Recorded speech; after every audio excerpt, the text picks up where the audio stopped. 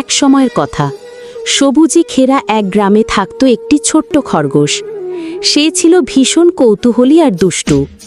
প্রতিদিন নতুন কিছু শেখার জন্য সে জঙ্গলে ঘুরে বেড়াত। একদিন খরগোশটি দেখল গ্রামের ওপারে মাঠে অনেক রঙিন ফুল ফুটে আছে, কিন্তু মাঝখানে রয়েছে একটি নদী। নদীটি বেশ গভীর আর পানির স্রোতও ছিল তীব্র। প্রথমে খরগোশটি ভয় পেয়ে গেল। সে ভাবল, এত বড় নদী আমি কিভাবে পার হব? তারপর সে নদীর তীরে গিয়ে দেখল ভেসে আসা কাঠের গুঁড়ি। খরগোশটি বুদ্ধি করে গুঁড়ির উপর উঠে পড়ল।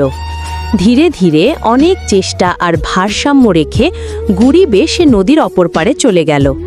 স্রোতের শব্দে তার বুক কাঁপলেও সাহস তাকে শক্তি দিল। অবশেষে খরগোশটি নিরাপদে ওপারে পৌঁছে গেল। সেখানে গিয়ে সে রঙিন ফুলে ভরা মাঠে আনন্দে লাফাতে লাগল। তারপর থেকে গ্রামে সবাই খরগোশটিকে সাহসী খরগোশ বলে ডাকতে লাগল।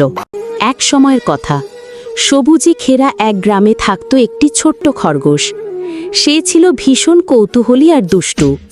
প্রতিদিন নতুন কিছু শেখার জন্য সে জঙ্গলে ঘুরে বেড়াত। একদিন খরগোশটি দেখল গ্রামের ওপারে মাঠে অনেক রঙিন ফুল ফুটে আছে, কিন্তু মাঝখানে রয়েছে একটি নদী। নদীটি বেশ গভীর আর পানির স্রোতও ছিল তীব্র। প্রথমে খরগোশটি ভয় পেয়ে গেল। সে ভাবল, এত বড় নদী আমি কিভাবে পার হব? তারপর সে নদীর তীরে গিয়ে দেখল ভেসে আসা কাঠের গুঁড়ি। খরগোশটি বুদ্ধি করে গুঁড়ির উপর উঠে পড়ল।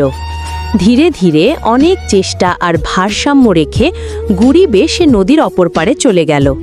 স্রোতের শব্দে তার বুক কাঁপলেও সাহস তাকে শক্তি দিল। অবশেষে খরগোশটি নিরাপদে ওপারে পৌঁছে গেল। সেখানে গিয়ে সে রঙিন ফুলে ভরা মাঠে আনন্দে লাফাতে লাগল। তারপর থেকে গ্রামে সবাই খরগোশটিকে সাহসী খরগোশ বলে ডাকতে লাগল।